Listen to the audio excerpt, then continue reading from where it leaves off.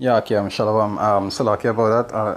I had to get some internet to continue explaining what I was explaining, right? Because Blue Letter is he just need Wi-Fi to to be able to see certain things, right? And so lucky about that again. So I feel like we'll just do this as a part two, right? We're going down to the word virgin, right? Now you see the word virgin here. What they refer to him as? What they refer to her as? I say a virgin shall conceive, right? What that word, when you go back to the etymology, mean? Because people don't understand that when you see a word in English, when you go back to the etymology, it don't always mean what you might think it means. It's just like the word Gentile. The word Gentile have two definitions. It have one as in the actual heathens themselves, and it have one as in a man who is a man or woman from Israel who just go and mingle among the nations and follow their customs. But when they show you the translation, they don't tell you the difference. They just say Gentile. Like a lot of people don't even understand who the Gentiles are, especially in different parts of the scriptures. Right? With the virgin thing is the same. You see with this virgin here, you see behold a virgin, which is Alma, right? See the Strong's number here. And when you go to the definition, it say virgin, young woman of marriageable age, because that was what she was, right? She was a young woman of marriageable age.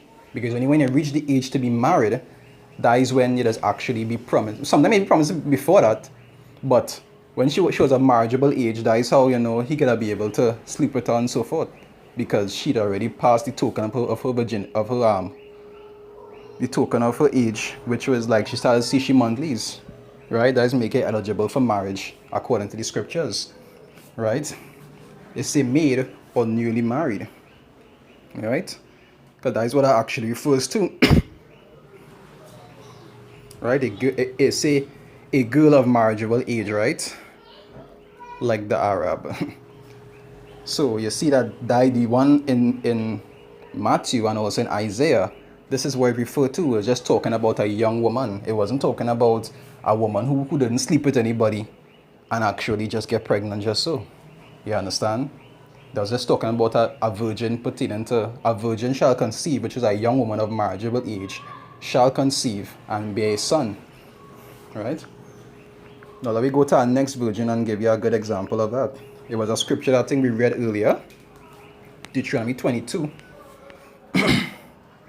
Deuteronomy 22 verse, I believe is this one. Deuteronomy 22 verse 23.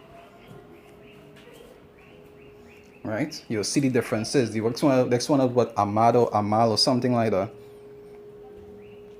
And this one, you see that is a virgin. And this virgin here is Bethulah, which is a different word, which means something completely different. Page 1330. Bethulah. It means something completely different.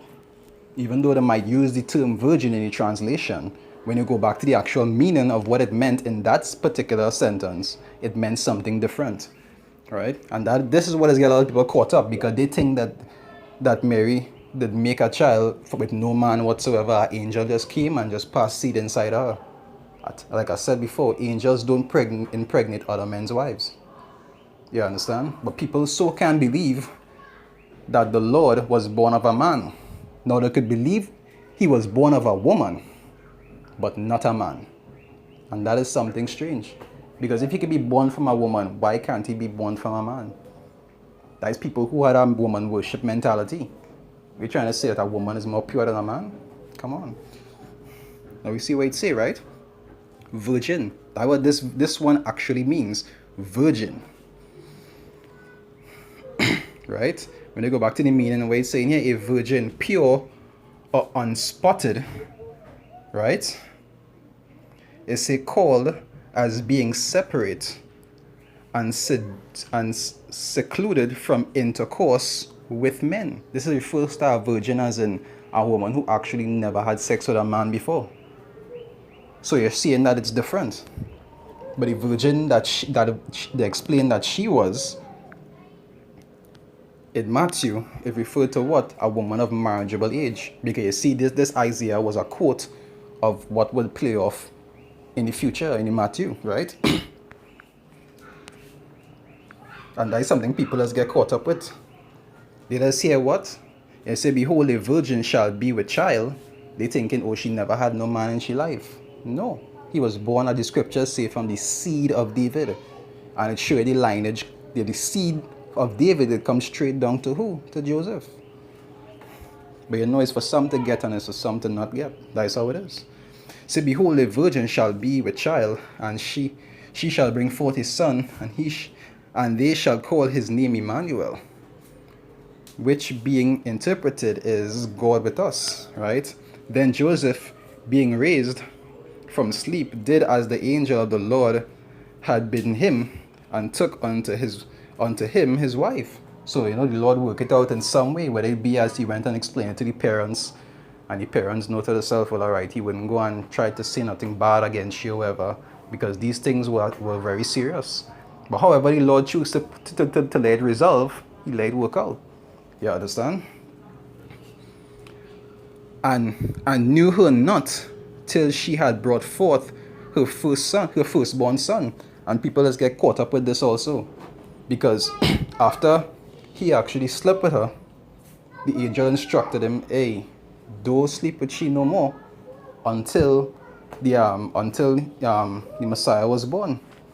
Because really and truly, whenever a woman pregnant and a man is going to sleep with she again, he just go and shoot more again, and then he'll go and shoot more again, and that seed that he get the first time, that was the conclusion of all things. He wasn't supposed to go and throw more, because if anybody know how that is work, when a woman pregnant and you actually go and shoot some more inside of she, that is go and mingle with that thing also. It has give it some kind of, it has some part to play in giving it nutrients or whatever the case may be. You understand? It has meddled with it in some way. So he wasn't allowed to interfere with she anymore whatsoever until the child was actually born. But people will hear that he knew her not until she bare her firstborn. People will hear that and think that they never sleep together at all whatsoever. You understand? But we know that these things is not for everybody. The Lord made these things parabolic and set it up the way that he set it up. Why? Because he didn't want everybody to get this. And that's something you always have to remember. The second is just 14, verse 1, right? It says, and it came to pass upon the third day, I sat under an oak, and behold, there came a voice out of the bush over against me and said, Esdras, Esdras. It's like, yes, I'm trying outside, make a noise. Right? Saying Esdras, Esdras. That is the prophet Esdras, right? He was saying that he was in a vision and a voice was calling out to him, right? And I said, here am I, Lord. And I stood up upon my feet. Then said he unto me, in the bush I did manifestly reveal myself unto Moses, and talked with him when my people served in Egypt. And we know this is what really did happen in the time of Exodus, right? And I sent him and led my people out of Egypt, and brought him up to the mount of where I held him by me a long season, which I believe is 40 days, right? And told him many wondrous things, and showed him the secrets of the times. Because Moses, that's how he was able to write the first 5 books of the Bible, which is called the Torah, right? Genesis, Exodus, Leviticus, Number, Deuteronomy, right? Right. Secrets of the times and the end, and commanded him, saying, these things thou shalt declare, and these things shalt thou hide.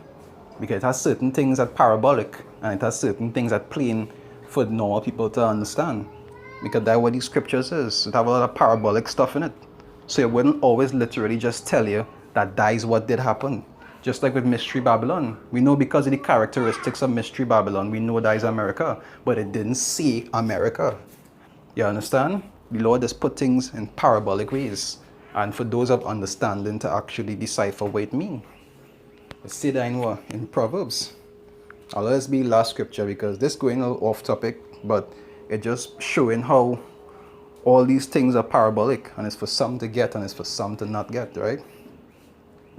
I believe it's Proverbs 25 verse 2, I believe. But Proverbs 25 verse 2, it say, it is the glory of Yahweh to conceal a thing, because the Lord does conceal these scriptures. The same way he tell Moses to, something shall thou declare and something shall thou hide. He tell the same thing to Daniel. He says, shut up the words and seal the book until the end.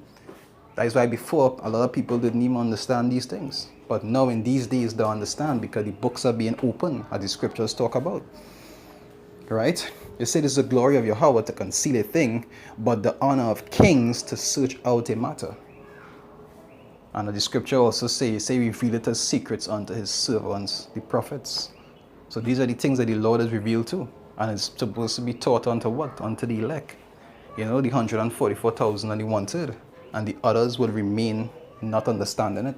Even though you might break it down and show them that it makes no sense that a man could be born from the seed of David, and how an angel could carry a seed. The seed is be with the lineage of that man. You understand? The seed is actually be with a man in his lineage. So when he actually has sex with a woman and impregnate that woman, that is the lineage being continued. How an angel who not even born in the flesh could impregnate somebody and create that seed. Yeah, no matter how you spin it, it don't make sense. But these are things that people will believe. Why? Because it was taught to them. Scripture says, if the gospel be hid, it is hid to them that are lost. Right? I came up with a define. With that, I'd say, Shalom, stay strong.